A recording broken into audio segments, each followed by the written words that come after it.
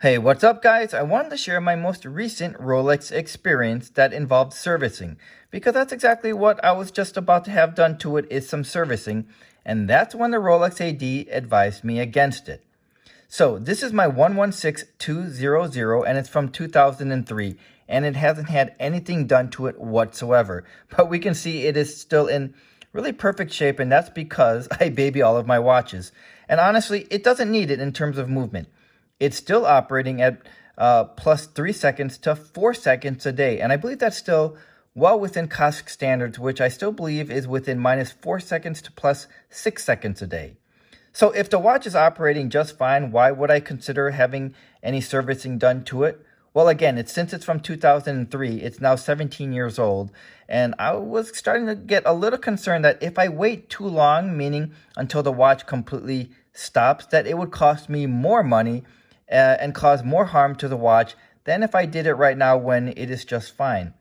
And that's when the AD actually told me it would cost me the same and no greater harm would come to the watch. In fact, he's shared some stories where a Rolex was 25 to 30 years old before it needed its first servicing, and it didn't cost more than at any other point. So I thought that was really reassuring.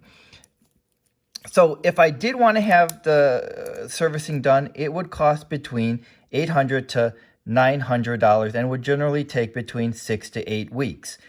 And if we didn't already know, and if we live in the US, our Rolex doesn't get sent back to the Rolex headquarters in Switzerland. Instead, Rolex uses 3 different repair centers in the US. Our Rolex will either be sent to Dallas, New York, or Pennsylvania.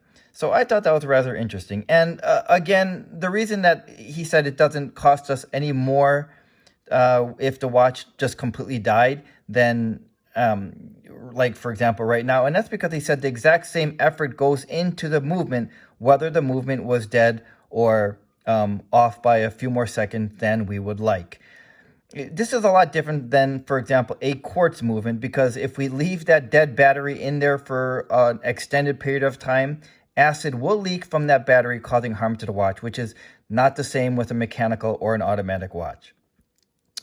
I know that those repair centers are temporarily closed, because of the current situation. So I asked the AD, would he still provide that same advice if the repair centers were still open? And he said, yes, he would.